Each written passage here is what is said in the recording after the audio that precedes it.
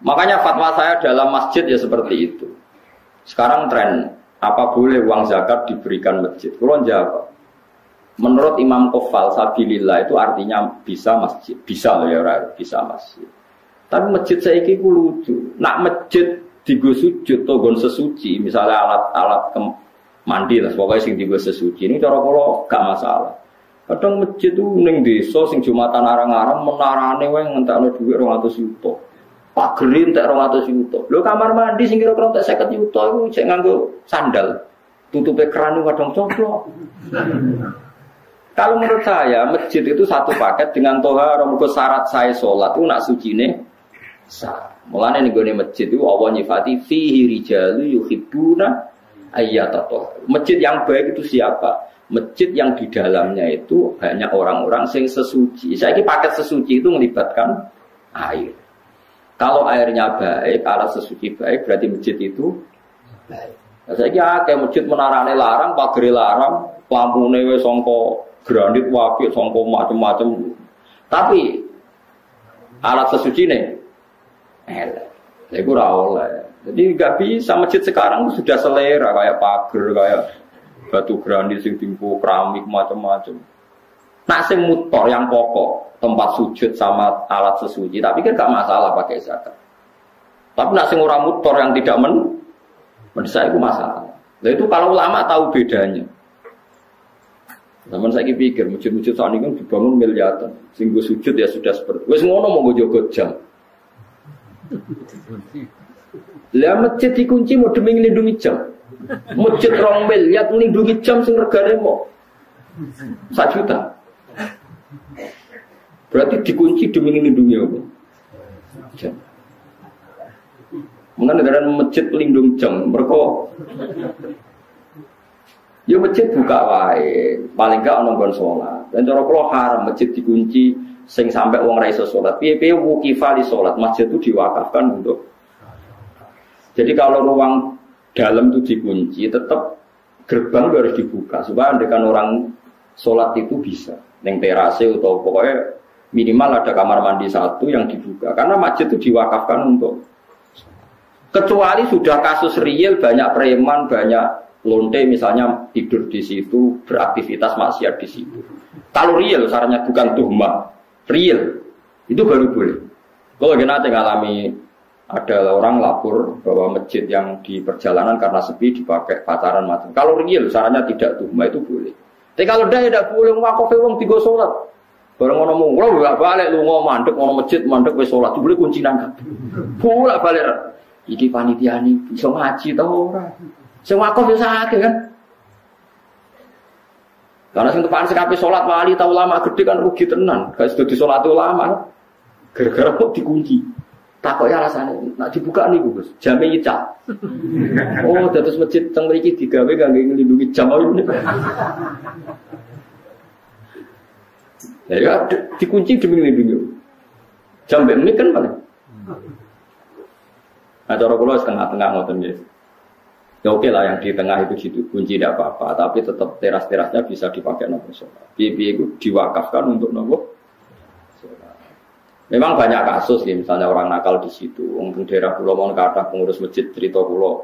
Kathah Gusti yang badhe ngising kebelet teng omah. Niku mara masjid badhe ngising. Perkarane WC-ne bukaan. Ning omah ra duwe napa? Bar ngising ya mulai. Bar sik kula nggih nate disomasi. Kula pengurus masjid lho gak jari. Sak takok lha sing ngono iku pira sak desa? Sekawan Gus. Lah sing mara masjid tepe salat 20. Lah yo 80 kok kalahno mbek wong 4. Perkarane walian bareng dikunci walian sing ape jamaah. Kudu bisa melayu mulai perkara ini becite dikunci. Lu kalau kiai tenan, jadi sering nonton yang lapor macam-macam. Ya saya dengar betul, syarat kiai harus mau mendengar. Bodoh-bodoh nyata. Terus boleh jadi panitia milihnya. Ya milih dibuka lah, yang ngolong pulau kok. Jadi parah-parah. Nah kalau seperti itu harus kita mikir maslahat dan madhar. Ya maslahat dan madhar. Di gua balen malih jika bangun dengan uang zakat dan nggak ada pilihan zakat itu kalau bisa memang jangan dikasihkan masjid karena pendapat sabilillah khair itu minoritas sekali dalam fikih. Tapi kalau masjid itu dengan makna tempat sujud atau tempat sesuci yang mendesak untuk kepentingan sholat, kulolah longgar. Ya, yang saya ulang lagi, yang mendesak untuk kepentingan, nah, pagar, menara, keramik-keramik mewah itu tidak terkait dengan mendesaknya sebuah masjid. Ini kalau suwon sing ngaji kulo, misalnya bangun masjid nomor 1 alat sesuci itu kudu ideal. Idealnya gini loh, bayangno sing ra roh sesuci lah jadi suci. Kayak ulama-ulama dulu tuh, orang kalau mau ke masjid pasti ngelangkai air yang lebih dari 2 kolah. Paribasane caci lek sing ra roh najis wae gelem ra gelem sikile ijik mergo ngliwati. Kalau sekarang itu udah usum ya, karena orang sekarang kayak kesehatan itu udah steril wis ono krane lho. Mungsong saiki ya kayak ra karuan. Ono steril ono macam-macam. Boh mari kuman boh. Tapi itu penting. Piye-piye sifatnya masjid itu fihi rijalu yuhibbuna napa ayat atau haru. Masjid yang baik itu diisi oleh para penghuni yang seneng napa sesuci. Tentu sesuci itu alat utamanya napa air. Jadi ini kalau fatwa tenan. Kalau seperti itu enggak apa-apa. Tapi sekarang masjid kan gagah-gagah. Wah gere wong mewah-mewah tulisane gawe di lampune mewah tapi ra ono sing ngiseni. Gagah ora karuan. Nah itu yang maksud itu yang kata Nabi alamate kiamat itu sebenarnya umatku nek berlomba-lomba bangun apa? Tapi kalau bangun yang tempat sujudnya, tempat toharohnya itu bagus. Ya mergo fihi rijalun yuhibbuna apa? Ayat atau. Mun kula terus nang. Wa ta'aru lan takok sapa kafir Mekah ing Nabi an waqtis qiyamis saati saking wektu kapan terjadi kiamat. Fanazala mengko tumurun apa kul la ya'lamu man fis samawati wal ardi ghaiba illallah. Kul ngucap sira Muhammad la ya'lamu ora ngerti sapa man wong fis samawati kang ing pira-pira langit wal ardi lan bumi. Minal malaikati saking malaikat wan nasilan manusa al ghaiba ing barang wae. Emat sing perkara go bakang goe apa ma andum saking para manusa lan malaikat. Illallah kecuali Allah. Lakini lahu tetapi nek Allah ya alamuhu ngerti sapa wa taala ing barang kowe. Wa ma yasuruna lan ora bakal ngerti sapa wong akeh kufar Makkah tetesi kafir Makkah kalau irihim. Kaya liyane kafir Makkah ayana pasun kapan diterjadekno iku kabeh waktu ayu pasun. Tegese kapan iku ditangekno sapa wong akeh. Balid daroka ilmuhum fil akhirah atau bal adroka ilmuhum fil akhirah. Adroka biwasni akromani buatan kiro ayat kita. Gimana hal adroka? Wa fi kiro atin ukhra iddaroka balid daroka. Bitasdidid dal kados kiro ayat kita balid daroka ilmu wa asluhu ti asli iddaroka kita daroka uktilat dikendi apa tau tak jalan ing dal. Wa dhimat antene ilhamno apa iki kita dal fidal ing dalam dal. Wastu libat nanti tarik wa hamzatul wasli apa hamzah pasal. Ebala wala hiko tegese itu mekolan untuk tata ba wa talahaqo. Tata ba terus menerus talahaqo saring susul menyusul. Apa ilmuhum ilmune wong akeh fil akhirate dalam akhirat. Dia tegese dalam akhirat. Hatta sa'alu sing takok sapa ngakeh an wekti majia saking wektu terjadine kiamat. Tegese ora ana apa alam perkara kadalika kaya persangkaane tiyang kafir. Balum balik te wong kafir fisaken ing dalam mamang minha saking terjadine kiamat. Balum balik wong kafir minasang kiamat tu amuna iku picek kabeh. Jadi Allah nek duka ngendikan wong kafir iku picek, manane picek ora picek fisik, ora mengenali kebenaran itu. Jenenge napa? Picek. Mane kadang ulama itu yo kasar, manjen kadang Quran nek duka yo kasar, sumum bukun umyun. Wis picek budek kopok. Picek budek kopok elek terus. Wis Allah nek duka yo ngoten. Balhum min amun, dasar picek angel lan terang. Min amal kolbi saking yaitu biceke ati atau min umil kolbi saking biceke ati sama di amal kolbi itu umil kolbi. Wa te dawu iki ablagu le balik mimma tinimbang dawu koblau kang sedurunge iki wal aslu itu amin. Sangka dawu amin ustusilat den anggap abot ustusilat dianggap abot apa adoma tu doma ane jai sangiya. Panukilat moko den bidah apa doma ilani mimaring mim. Ba'da hadfis kasratia sausi buang kasrene. Wa qala lan ngucap sapa ladina kafaru sapa wong kafir edan lan maneh ingkaril basi dalam ngingkari terjadine pas. Walai ngucap aida kunna ana to nalikane te kita uturoban rupa lemah wa abauna lan ya bapak-bapak kita. Aina ana to te kita lamu khrojuna bakal ditangekno kabeh lan kuburi sange kubur. Lakatu ita teman-teman den janjeni kita hada iki lah jadi nahnu ya kita wa abauna bapak-bapak kita min qablu sange sedurunge iki. In hada ora ana te iki wila satil awalin kecuali nopo cerita-cerita sing wis kelewat. Terus Nabi pancet, senengane cerita nak sok ben wong ditangekno saka kubur. Nyatane mbah-mbah kita mati nganti saiki ora ono sing tangi. Cara berpikir tiyang napa? Cara berpikir tiyang napa? Kafir. Jam ustura. Utai lafat asatir jam lafat ustura bidomi lan doma. Ma tegese perkara sutira kang den tulis sapa ma. Binal kisbi sangking pira-pira kedustaan. Kul ngucap sira Muhammad siru lumaku sira kabeh fil ardi dan bumi fangguru mongko angen-angen sira kabeh kefa kana hale kaya apa ana apa akibat mujrimin apa akibate wong sing nglakoni dosa. Biingkarihim sebab ingkare wong mujrimin. Wa ya ikilah akibat iku halakuhum iku rusaya al mujrimin bila ada iklan disiksa. Wala tasalan aja susah sira Muhammad alaihi mengatasi prilakune wong kafir wala takunar aja ana sira fi dhekin ing dalam kerupukan. Muhammad kira rasa susah nak dikomentari wong kafir. Mima sing apa wae yang kuruna kang komentar sapa wong kafir kuwi mah. Kang gawe rekodaya sapa kafir. Utawi iki dawuh utasliatur ngerem-ngerem. Manane menghibur lin nabi marang kanjeng Nabi sallallahu alaihi wasallam. Ayala tahtamma tegese aja gawe susah sira bimakrihim kelawan rekodayane wong kafir. Ngrekodaya ale kae ngatas sira. Fa ana mung te ingsun nasiruka iku zat sing nulung kowe alaihim ngalano ing ngatas kufar. Wa yaquluna mata hadzal wa'du in kuntum shadiqin. Kula terangno masalah paham-paham sing macam-macam. Mau kan Allah dawuh qul la ya'lamu man fis samawati wal ardi ghaiba illa Allah. Dados sing ngerti barang gaib apa sing terjadi sesuk niku hanya Allah Subhanahu wa taala. Itu menjadi firqah besar di dunia. Sampai mereka menafikan bahwa Nabi juga tidak tahu perilaku kita sekarang. Jika mereka mengingkari semua hadis tentang sholawat yang bahwa setiap sholawat itu dipertontonkan di Nabi, kemudian Nabi menjawab sholawat setiap umatnya. Ya, setiap apa? Nah, itu bohong besar. Allah itu ngendikan hanya begini, yang tahu barang gaib itu hanya Allah. Oke, kita sepakat, yang tahu barang gaib hanya Allah. Mestinya ditambah dan yang dingertikan Allah, dan yang cuma yang dingertikan Allah itu ngertinya karena lagi-lagi karena diberitahu. Dan itu ada ayatnya juga, ayat ini sharihah jelas. Allah mensifati dirinya itu alimul ghaib, ini di surat Jin. Alimul ghaibi fala yuzhiru ala ghaibihi ahada illa man irtada mir rasulin. Illa man irtada mir rasulin. Allah itu zat yang tahu alam ghaib, dan alam ghaib yang dimengerti Allah itu tidak pernah dipertontonkan atau diajarkan ke yang lain kecuali rasul yang diberi ridho.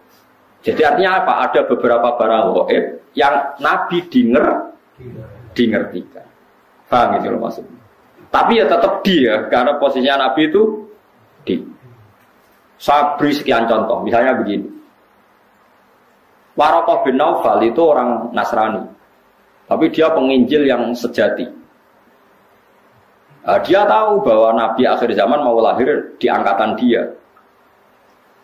Ya akhirnya ketika Nabi sowan setelah mendapat wahyu kata Waraqah kan, kamu itu Nabi benar dan Anda dapat wahyu kayak Musa. Sayang saya sudah tua.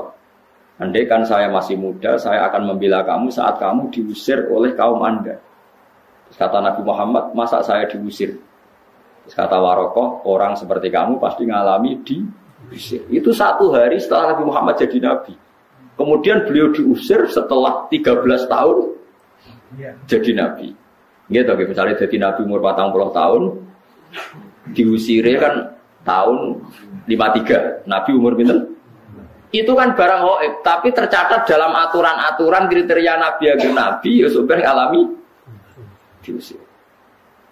Nah itu ya barang gaib, tapi orang bisa tahu karena dingerti. Sekarang di Masjid Biru, Masjid Khodro di Turki, itu ada di kubahnya, di menaranya itu ada tulisan Lataf tahunnal Konstantinia walatun fikunna kunuzha fi sabilillah. Itu Imam Bukhari meriwayatkan itu tahun 200 Hijriah. Saya ulang lagi, 200 Hijriah. Dan itu hadis ditulis, dibaca ulama seluruh dunia. Zaman itu Konstantinopel masih dalam kekuasaan Romawi. Konstantinopel Turki ini. Konstantinopel yang terkenal tentang Turki. Setelah 600 tahun dari hadis itu diriwayatkan, Konstantinopel ditaklukkan oleh Pangeran Al-Fatih. Jadilah negara Islam. Makanya masjid ini kalau jadi masjid apa? Al-Fatih. Tapi Nabi berani ngendikan itu. Taunya karena ngerti. Paham ya? Makanya maksudnya kecuali yang diberi ngerti Allah. Jadi keliru kalau ada orang ono wali kiai kok ngerti barang gaib. Sing ora barang gaib mau apa tok itu benar, tapi Allah punya hak mengertikan yang diberi ngerti. Mergo ono istisnae wae nggih, alimul ghaibi fala yudhiru ala ghaibi ahadan illa man irtadha mir rasul. Jadi Allah itu zat yang tahu barang gaib dan tidak akan mengertikan kecuali sama orang yang dikasih. Di antaranya tentu Rasulullah. Jika Rasulullah bisa ngendikan sayati ala nasi zamanun, nanti di akhir zaman ada perilaku begini. Coba sekarang lihat, saya itu hafal sekian teks tentang Syam. Nabi ketika ngendikan akhir zaman apa? Sayati ngene-ngene, terus di antaranya apa? Wayak surul harut, dan nanti banyak pembunuhan. Di mana ya Rasulullah? Fa'asyara ila Syam. Nabi menunjuk apa? Syam. Orang tahu semua, sekarang pembantaian terbanyak di Syria. Syria itu Syam. Israel Palestina juga. Zaman itu Nabi ngintikan bertanya, "Wamal harus kasratul harus di mana ya Rasulullah?" Fa asyara ila Syam. Itu diriwayatkan Imam Bukhari tahun berapa? Tahun 200 Hijriah. Sekarang kejadiannya sekian ratus tahun setelah dawuh Nabi. Itu ya barang gaib, Nabi perso. Yaitu makanya istilahnya yang tahu barang gaib siapa? Hanya Allah. Tapi kamu jangan berhenti di situ, hanya Allah dan yang dimengerti. Paham ya? Jadi sampean terus jangan menolak. Qur'ane jelas sing roh barang gaib apa tok. Nabi lah ra roh. Wah, yo kebablasan sampean. Lah Nabi ra roh barang gaib ora roh swarga neraka ora ketok. Sesuai bantah Nabi pisan. Nah, surga itu gini-gini. Kok tahu ya Rasulullah kan barang gaib. Yang tahu kan hanya Allah. Ya gendeng bareng lah sebenarnya. Karena pentingnya ngaji seperti itu. Ya jadi illa manir tato berrasul. Kecuali orang yang diberi ridha Allah termasuk tidak hanya Rasul itu tadi atau yang diberi ngerti Allah kayak tadi Waraqah bin Naufal, Salman Al-Farisi. Salman Al-Farisi itu orangnya terpelajar, dia orang Nasrani itu kan, putrane pendeta, pintere ra karuan. Umurnya 120 tahun. Dia itu ngaji ke pendeta beberapa kali. Setiap ngaji diomongi, wis ora usah ngaji mbek aku, wis ngaji mbek sumbere wis sapa nabi akhir zaman. Sampai 4 pendeta, lala pendetane bener. Titenane adekne nabi ku piye? Ya nabi ku ya lucu, alamatnya ku lucu. Di beliau itu layak balu sedekah tapi ya balu hadiah. Tidak nerima sedekah tapi nerima hadiah. Padahal barangnya sama. Sampai Salman Al-Farisi itu menjadi buruh di Madinah. Padahal dia orang Persia, orang Iran. Pas jadi buruh dapat upah, diberikan sesuatu gitu, datang ke Rasulullah. Zaman itu dia belum Muslim. Ya Rasulullah, saya ini orang asing, ingin memberi sedekah sama engkau. Jawab Nabi, saya tidak nerima sedekah. Terus nyuruh sahabat, cung-cungi pangan, aku ora oleh mangan sedekah. Salman Al-Farisi bilang, hadhihi wahidah, ini satu alamat. Setelah seminggu dia kerja lagi dapat uang. Ya sama, uangnya sama. Orangnya ya sama, Salman Al-Farisi. Yang diberi ya sama, Nabi Muhammad. Ya Rasulullah, saya punya uang. Ingin saya kasih hadiah ke kamu. Nabi diterima. Iya, saya nerima hadiah. Diterima. Padahal barangnya ya bodoh. Hanya dibahasakan sedekah sama hadiah. Itu menunjukkan bahwa dalam nubuwah itu ada sandi. Sama-sama posisinya dikasih, tapi dibahasakan sedekah Nabi menolak. Dibahasakan sedekah hadiah Nabi menerima.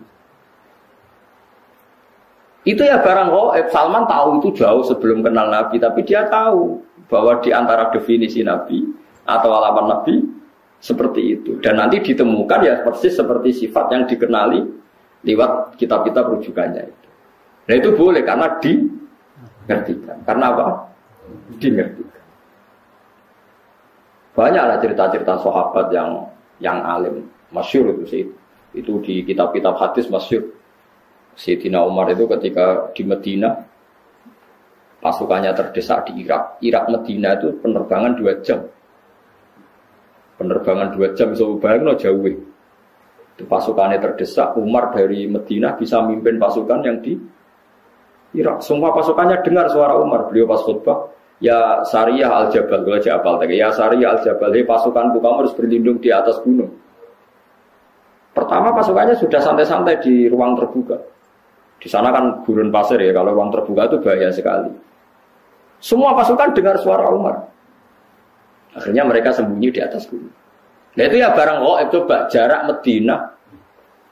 Sampean kene kitab waca ora ros trahom.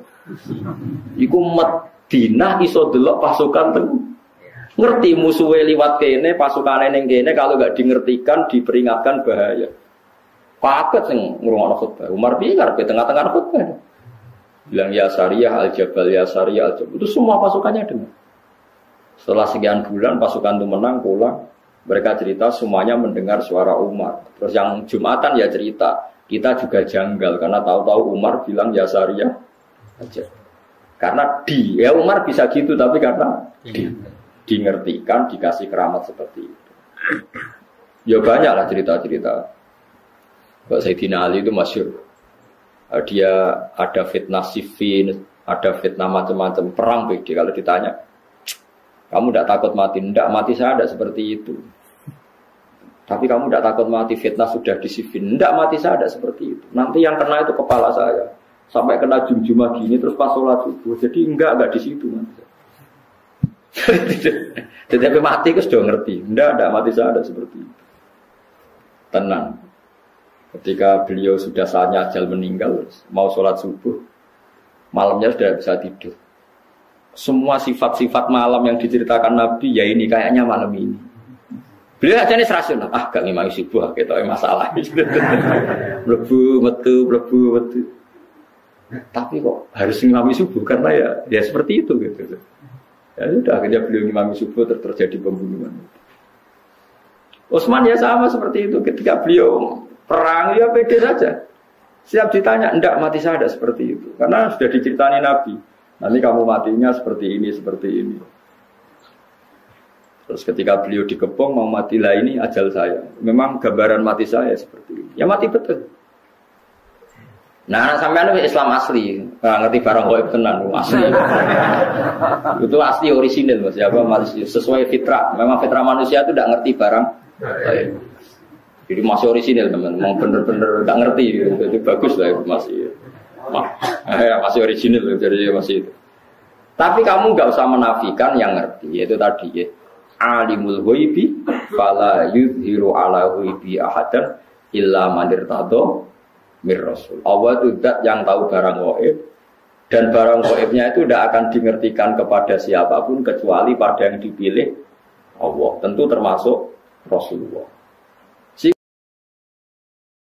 Subhanallahi wa bihamdihi adada khalqihi wa ridha nafsihi wa zinata 'arsyihi wa adada kalimatihi. Subhanallahi wa bihamdihi adada khalqihi wa ridha nafsihi wa zinata 'arsyihi wa adada kalimatihi. Subhanallahi wa bihamdihi adada khalqihi wa ridha nafsihi wa zinata 'arsyihi wa adada kalimatihi.